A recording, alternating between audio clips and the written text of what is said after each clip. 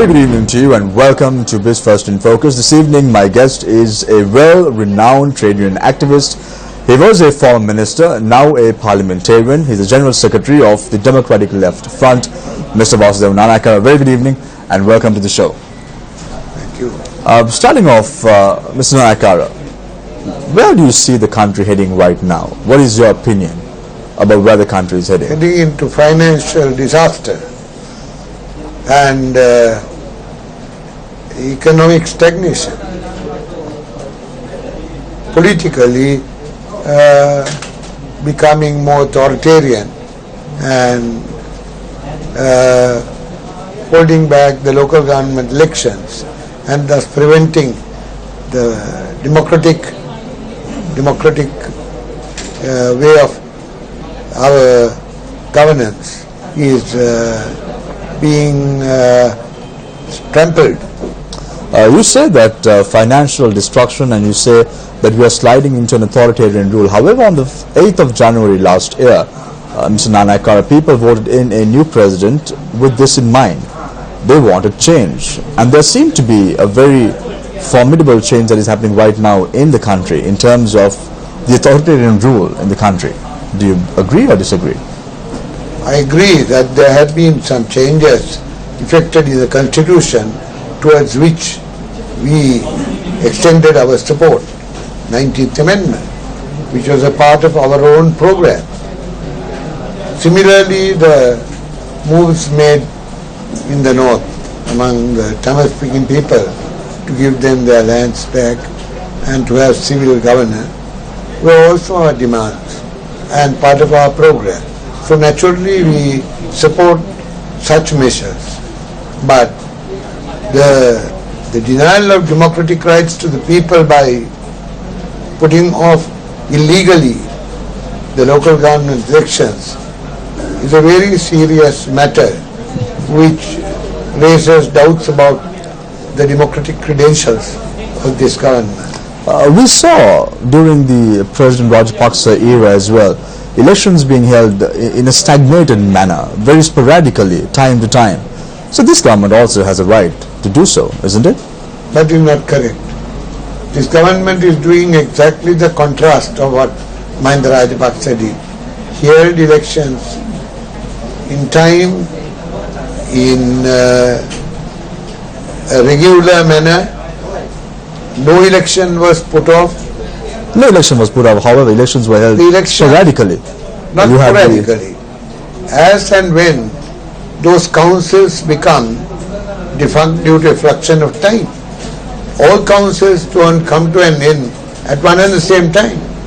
So it depends on how many councils. Now, for instance, all the local government councils in the northern province, elections were held together, knowing well that we are not going to make it.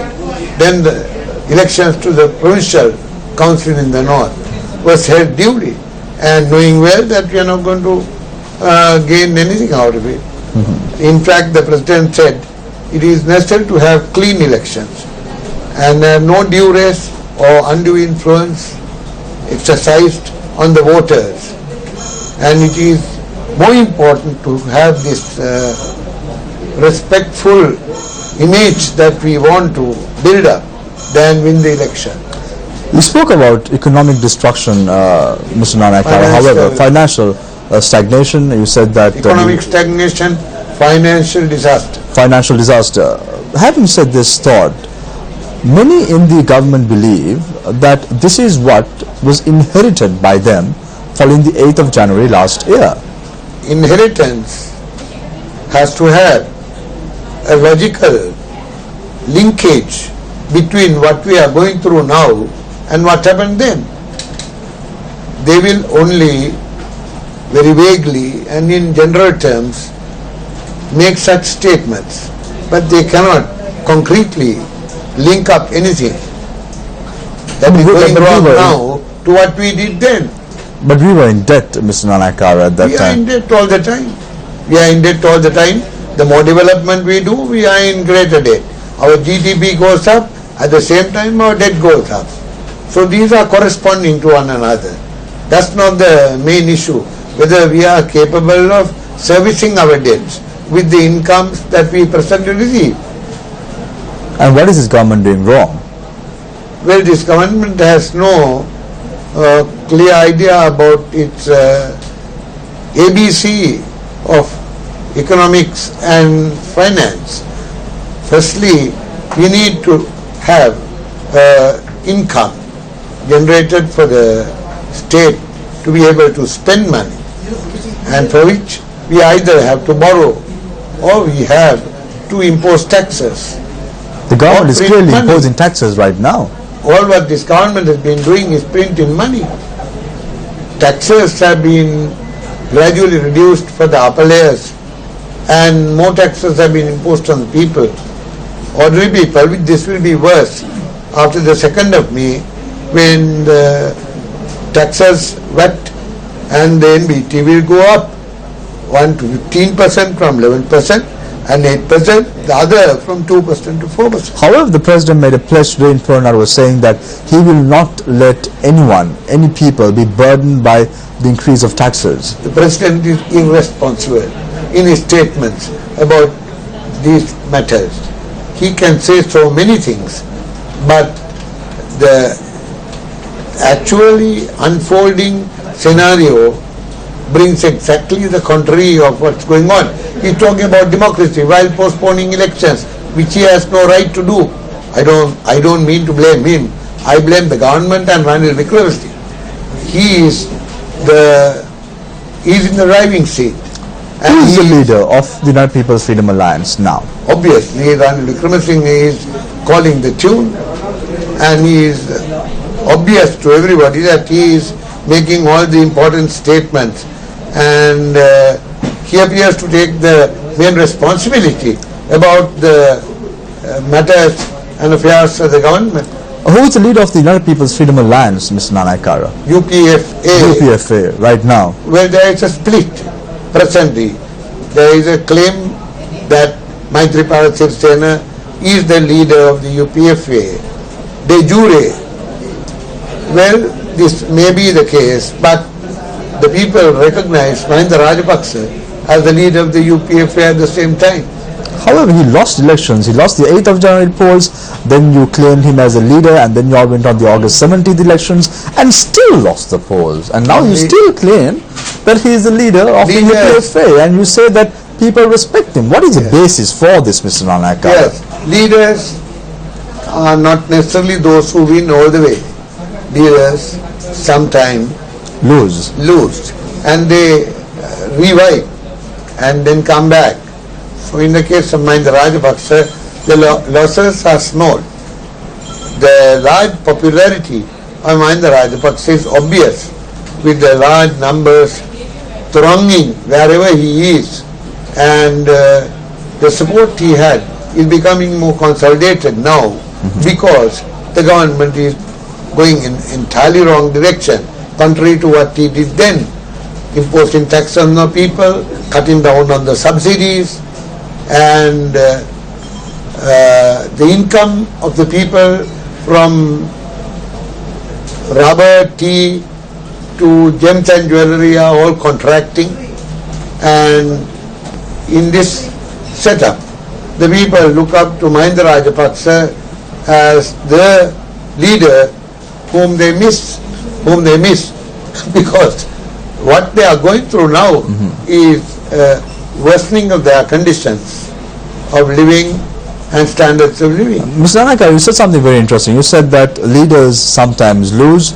and sometimes they also get their act together and revival takes place as well. However, you missed the point. Leaders also have to step down when it's required. Don't you think it's a time to step down? Not when and they step should away? Not. They should step down when they should. Bow out gracefully. How would you figure out when they should step down and when they should not?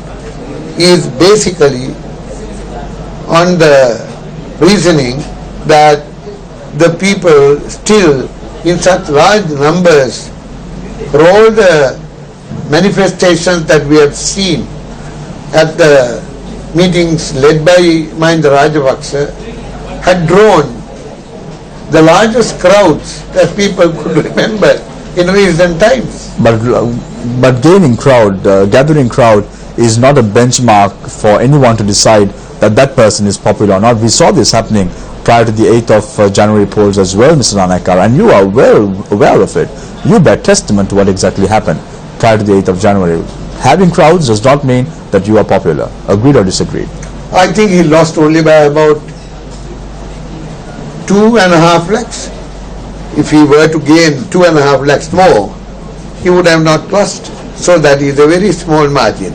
Therefore, his popularity becomes increased every passing day when the government becomes unpopular. It's more the unpopularity of the government that has increased the popularity of Mr. Mahinda Rajapaksa.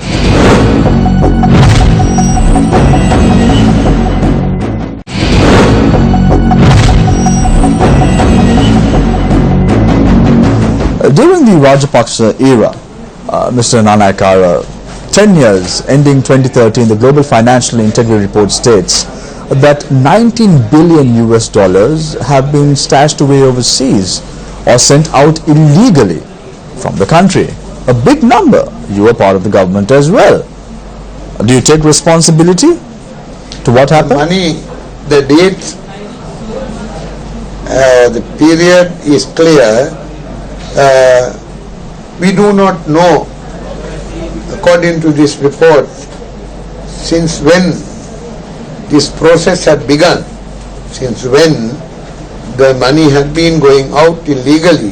From 2004 to 2013. All that they have told us is between the period 2009 to 2015, very coincidentally, which is the period covered by mine.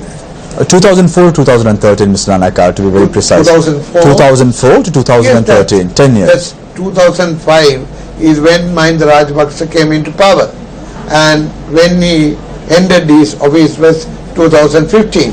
So crucially, they have coincided. This global integrity report and all these reports coming from international arena, I look at them with a certain amount of suspicion. However, I know that there is more money than this stashed away, because I was the one who raised with Mahinda Rajapaksa when I was a minister and a member of parliament, that money is going out of this country. The value for the goods are not coming back to the country, so that money is lying outside the country. That this is a serious matter which makes us poorer in terms of foreign reserves. So why aren't we taking steps to get the last cent back to the country? For the goods exported at least, leaving alone the under-invoicing and the over-invoicing. So you agree that there was corruption during the Mahinda Rajapaksa era? I raised it, and he called up the Secretary to the Treasury, Jasundara, and Ajit Cabral, the Governor of the Central Bank, and asked me to raise the issue with them. I did raise with them. And then their reply was that we are not in a controlled regime, that presently our finance is in an open regime with our current account convertible. Therefore, there is no legal obligation for a person who has money going out of the country to bring it back in full or in part, that it is entirely left to the person whether he will bring back the money or not. Then I raised the matter again and said, but this is making the country poorer. Then they replied that they are in a free, open regime of finance, when anybody can bring money in as well as take the money out, keep them out, or bring them in. So that the total net result of this, according to them, is a greater advantage to the country in terms of the inflows. But I disagreed with them. And now this proves my point, that it had been a net outflow. Whether it went in terms of legal channels or whether it was without the legal authority, it has happened in numerous ways, legal as well as illegal. Important thing is the money that belongs to his country is not lying with his country but lying outside the country, stashed away in funds which are not under the control authority of the government. The papers I read said very loud that these monies lie there outside without knowledge of the authorities. But on the other hand, our current account was made convertible during Honorable Vijay Tunga's time. It is since then that people could have their money going out and not coming back. At a time when such laws are required in the country in order to ensure that the money is stayed or is put here in Sri Lanka, there were a lot of draconian laws that was brought forward, like the 18th Amendment to the Constitution, Mr. Nanaikara. Constitutional and political, yes. the financial. And however, those are laws that we're talking about that were brought forward. The point is that the laws were not imposed, but laws were relaxed as far as finance was concerned. Why was the Parliament not taking action against such matters at that time? The governments that ruled since the UNP initiated the open economy had gradually become the most open economy in the whole of South Asia. Now India wouldn't allow that to happen. Malaysia wouldn't allow that to happen. How much money can you take out of this country? You can take large sums of money out of this country on business, on leisure, for education of the children, etc., etc. And in addition to all the under-invoicing and over-invoicing. So therefore you see an open economic regime ultimately bleeding this country and not bringing any gains for the country's financial health. Now you have in Parliament an opposition, and then you have a government, and then you have the so-called joint opposition. Who is the leader of the joint opposition, Mr. Nanaikara? Dinesh Gunawardene is the parliamentary leader. Mahinda Rajapaksa is the political leader. The joint opposition is going to hold a separate May Day rally on the 1st of May this year. It has held rallies since it became formed during the last year, and during the last May Day we had a joint opposition rally. We will have it this time too. Who will be the guest? Well, the chief guest will be Mahinda Rajapaksa. Last time he wasn't there on the platform, but this time he will be there on the platform. He confirmed his participation. Yeah. On that day. Yeah.